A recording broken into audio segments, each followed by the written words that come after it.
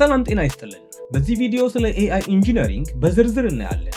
ይህ አዲስ የሙያ ዘርፍ ምን እንደሆነ፣ ከባህላዊ ማሽን ለርኒንግ በምን እንደሚለይ እና ባለሙያዎች እውነተኛ የንግድ ችግሮችን ለመፍታት የሚጠቀሙበትን የውሳኔ ማዕቀፍ ወይም ደግሞ ዲሲዥን ፍሬምወርክ ደረጃ በደረጃ አብረን እንመለከታለን። እስከ ፕሮግራማችን ፍጻሜ ድረስ አብራችሁን ቆዩ።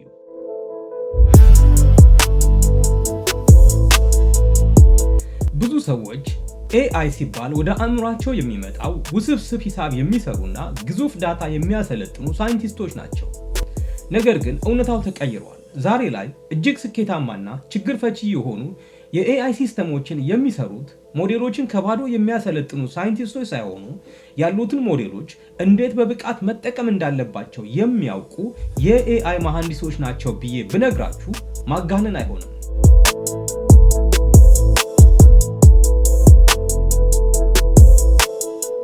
የአርቲፊሻል ኢንተለጀንስ ወይም AI ምህንድስና ማለት አስቀድሞ በተገነቡ የፋውንዴሽን ሞዴሎች ወይም ደግሞ ፋውንዴሽን ሞዴልስ ላይ በመመስረት አስተማማኝና ጠቃሚ መተግበሪያዎችን የመገንባት ጥበብ ነው። ይህ ትልቅ የሽግግር ወቅት ነው። የተለመደው የማሽን መማሪያ ወይም ማሽን ለርኒንግ ሙሉ በሙሉ ሞዴሎችን ከባዶ በመገንባት ላይ ያተኩር ነበር። ለምሳሌ አይፈለጌ ኢሜሎችን ወይም ደግሞ ስፓም ኢሜሎችን ለመለየት ግዙፍ ዴታ እና የበርካታ ወራት ስልጠና ያስፈልግ ነበር። የAI መሐንዲሶች ግን አዳዲስ ሞዴሎችን ከባዶ ከመፍጠር ይልቅ እጅግ ግዙፍ የሆኑ እና አስቀድመው የሰለጠኑ ወይም ደግሞ ፕሪ-ትሬንድ የሆኑ ሞዴሎችን በማስማማት ላይ ያተኩራሉ። ይህንን ከባህላዊው የማሽን መማሪያ ወይም ማሽን ለርኒንግ የሚለየው በተጨባጭ ምን እንደሆነ እንመልከት። ለምሳሌ አንድ ድርጅት የደንበኞች አገልግሎት የሚሰጥ ራስ ሰር ቻትቦት መገንባት ፈለገ እንበል። የማሽን መማሪያ ወይም ማሽን ለርኒንግ መሐንዲስ ትኩረቱ ሞዴል መፍጠር ላይ ነው። የቋንቋ ዳታዎችን ይሰበስባል። የትኛው የኒውራል ኔትወርክ አርኪቴክቸር ለምሳሌ ትራንስፎርመር የተሻለ እንደሆነ ይመርጣል እና ለሳምንታት ወይም ለወራት ሞዴሉን ያሰለጥናል። ግቡም ከፍተኛ ትክክለኛነት ወይም አኪዩሬሲ ያለው የራሱ የሆነ ሞዴል ማምረት ነው። በሌላ በኩል ደግሞ የAI መሐንዲስን ስራ ስንመለከት ዋነኛ ትኩረቱ ሲስተም መገንባት ላይ ነው። ሞዴሉን ከባዶ አያሰለጥንም። ይልቁንም እንደ GPT-5 ወይም ጀሚናይ ያሉ ዝግጁ ሞዴሎችን ይወስድና በዙሪያው ያሉትን አስፈላጊ ክፍሎች ይገነባል። የኩባንያው መረጃ ከሞዴሉ ጋር ያገናኛል፣ የተጠቃሚውን ጥያቄ ያጣራል እና መልሱ ደህንነቱ የተጠበቀ መሆኑን ያረጋግጣል። በአጭሩ የማሽን ለርኒንግ መሐንዲስ አእምሮውን ይገነባል። የAI መሐንዲስ ደግሞ ያንን አእምሮ ተጠቅሞ ችግር የሚፈታ ሲስተም ይገነባል።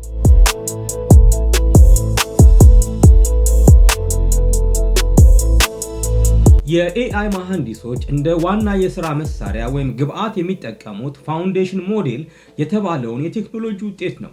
ይህንን ቃል በሳይንሳዊ ትርጓሜ ስንመለከተው ፋውንዴሽን ሞዴል ማለት እጅግ ግዙፍ በሆነ የዳታ ክምችት ላይ የሰለጠነና ለተለያዩ ተከታታይ ተግባራት ዳውንስትሪም ታስክስ እንዲመች ተደርጎ በቀላሉ ሊላመድ ወይም ሊቀየር አዳፕተብል ሊሆን የሚችል ሞዴል ማለት ነው።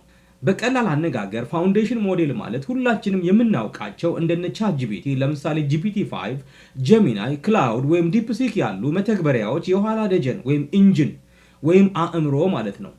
እነዚህ ሞዴሎች ለAI መሐንዲሶች እንደ ዋልታና ማገር የሚያገለግሉበት የተለያዩ ምክንያቶች ቢኖሩም ሁለቱን እዚህ እንጠቅሳለን።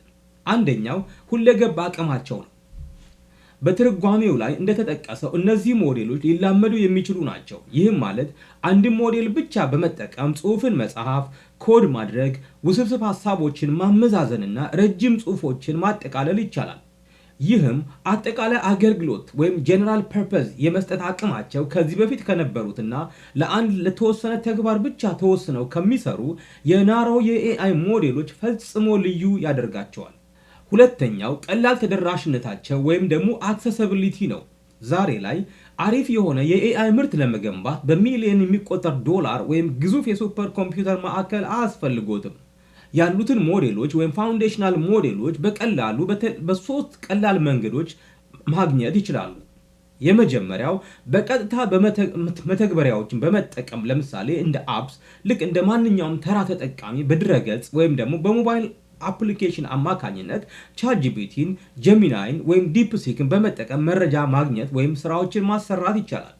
ሁለተኛ በባለቤትነት የተያዙ APIዎችን ወይም ደግሞ proprietary APIs ለምሳሌ እንደነ OpenAI፣ Anthropic እና Google ያሉ ድርጅቶች ሞዴሎቻቸውን በAPI በኩል ለገንቢዎች ክፍት ያደርጋሉ። ይህም ማለት የAI መሐንዲሶች የሞዴሉን አቅም በቀጥታ ከራሳቸው አፕሊኬሽን ጋር በማገናኘት የራሳቸውን ልዩ ምርት እንዲገነቡ ያስችላቸዋል። ክፍያቸውም ልክ እንደ መብራትና ውሃ በተጠቀሙበት ልክ ብቻ ይሆናል ማለት ነው። ሶስተኛው አማራጭ ኦፕን ሶርሶችን መጠቀም ሲሆን የኦፕን ሶርስ ሞዴሎች ለምሳሌ እንደነ ላሌማ፣ ሚስትሪያል ወይም ደግሞ ዲፕሲክ ወዘተ ያሉትን በነፃ የሚገኙ ሞዴሎች ናቸው። እነዚህ ሞዴሎች ወደ ራሳችን ኮምፒውተር በማምጣት የራስዎን መረጃ በሚስጥር ለመያዝ ሙሉ ቁጥጥር እንዲኖሩትና የረጅም ጊዜ ወጪን ለመቀነስ እጅግ ተመራጭ ሞዴሎች ናቸው።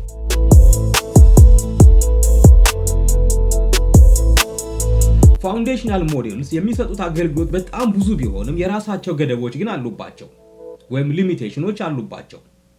እነዚህ ሞዴሎች እጅግ ብልህ ቢሆኑም ያለ ጥንቃቄ ከተጠቀምንባቸው ለንግድ ስራ አደገኛ ሊሆኑም ይችላሉ።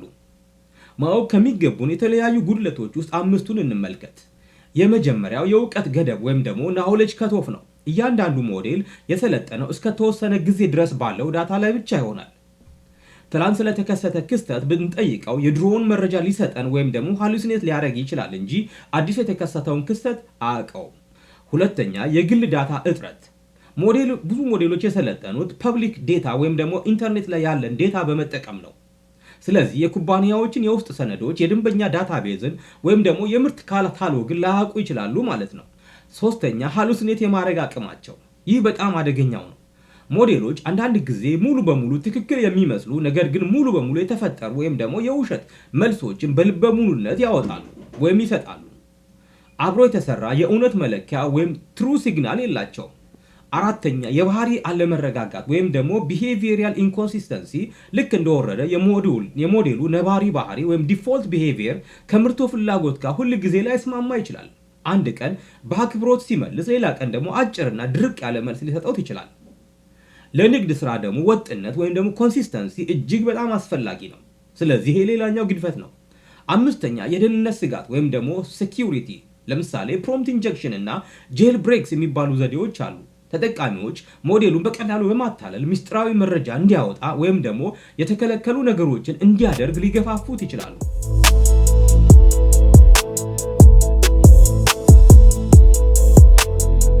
ቁልፉ ግንዛቤ እዚህ ጋር ነው ያለው።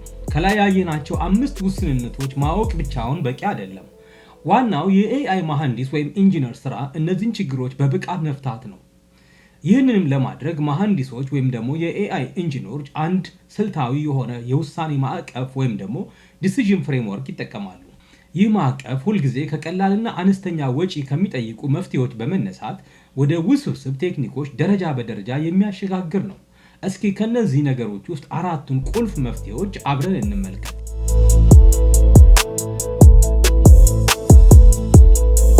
የመጀመሪያው የፕሮምፕት ምህንድስና ወይም ፕሮምፕት ኢንጂነሪንግ ነው። ይህ የመጀመሪያና ሁልጊዜም ልንጀምርበት የሚገባን ዘዴ ነው። ፕሮምፕት ኢንጂነሪንግ ማለት ሞዴሉን በምንፈልገው መንገድ ምላሽ እንዲሰጥ የማስተማርና ትክክለኛ መመሪያ የመስጠት ጥበብ ነው። ሞዴሉ በውስጡ ትክክለኛ መረጃ ኖሮት ነገር ግን አቀራረቡን ወይም ባህሪውን ማስተካከል ሲያስፈልገን ፕሮምፕት ኢንጂነሪንግ እንጠቀማለን። ለምሳሌ ለኤአይ ሞዴሉ ዝም ብለን ይህንን ኢሜል ተርጉም ብንለው ተራና ድርቅ ያለ ትርጉም ሊሰጠን ይችላል። ነገር ግን አንተ ከ10 ዓመት በላይ ልምድ ያለህ ፕሮፌሽናል ተርጓሚ ነህ፣ እባክህ ይህንን ኢሜል ወደ አማርኛ ተርጉመው፣ የንግግር ቃናውንም እጅግ ሙያዊና አክብሮት የተሞላበት ይሁን ብለን በቂ አውድ ወይም ኮንቴክስት ብንሰጠው አስደናቂ ለውጥ ማየት እንችላለን። ይህ ዘዴ ምንም ተጨማሪ ወጪ ስለማይጠይቅ ለመተግበር እጅግ ፈጣኑና ቀላሉ መፍትሄ ነው።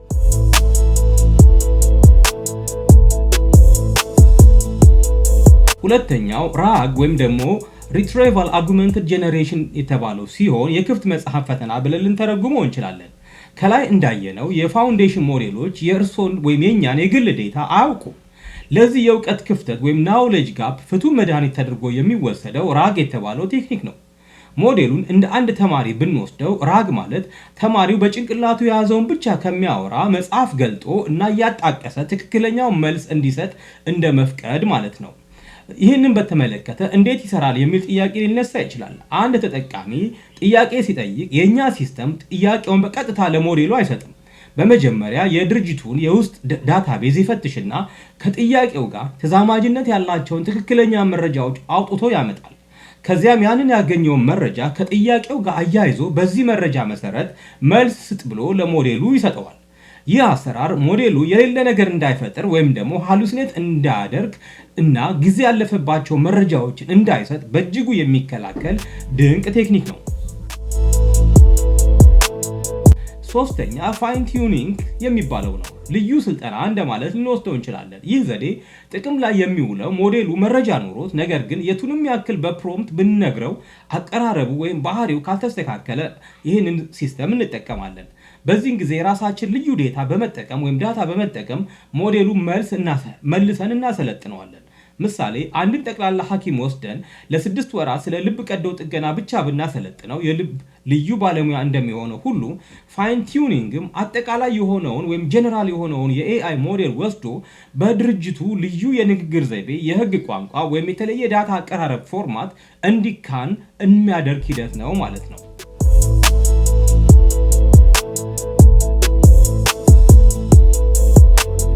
አራተኛው ጋርድልስ የምንለው ሲሆን የጥበቃ አጥር ብለን ልንወስደው እንችላለን። ማንኛውም የኤአይ ሲስተም ለተጠቃሚዎቹ ክፍት ከመደረጉ በፊት ሞዴሉ ደህንነቱ የተጠበቀና አስተማማኝ ምላሽ እንዲሰጥ ለማረጋገጥ የሚገነባ ጠንካራ የጥበቃ ሲስተም ተደርጎ ይወሰዳል።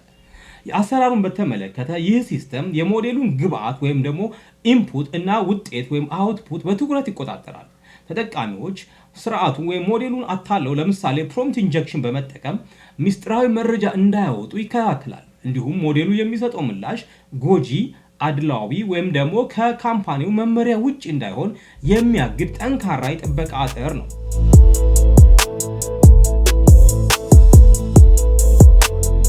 አንድን የኤአይ ሲስተም ሙሉ ለሙሉ ራሱን የቻለ ወይም ደግሞ አውቶኖመስ የሚያደርገው ዋናው ቁልፍ ጽንሰ ሐሳብ ኤጀንት ይባላል። በዚህ ደረጃ ላይ የኤአይ መሐንዲስ ሚና ወይም የኤአይ ኢንጂነሮች ሚና ከተራ ተጠቃሚነት ወደ ሲስተም አርክቴክትነት ከፍ ይላል። ኤጀንት በራሱ ምንድነው የሚለውን እስኪ እንመልከት። ኤጀንት ማለት የተሰጠውን ግብ ለመምታት ወይም ለማሳካት የትኞቹን እርምጃዎች መውሰድ እንዳለበት ራሱ የሚወስን የራሱ የሆነ የማመዛዘን ችሎታ ያለውና ውጫዊ መሳሪያዎችን በመጠቀም ተግባራዊ ምላሽ የሚሰጥ የኤአይ ሲስተም ነው። መልካም እንግዲህ ተመልካቾቻችን የኤአይ ምህንድስና ወይም ኤአይ ኢንጂነሪንግ ማለት በዋናነት ፋውንዴሽን ሞዴሎችን እንደ ጥሬ ዕቃ በመጠቀም በእውነተኛ ዓለም ችግሮችን የሚፈቱ ደህንነታቸው የተጠበቀ እና በቋሚነት የሚሻሻሉ የተለያዩ ወይም የተሟሉ የኤአይ ሲስተሞችን የመገንባት ስራ እንደሆነ በዚህ ቪዲዮ ውስጥ ተመልክተናል። በሌላ ጊዜ በሌላ ቪዲዮ እስከምንገናኝ ድረስ መልካም ጊዜ ይሁንላችሁ።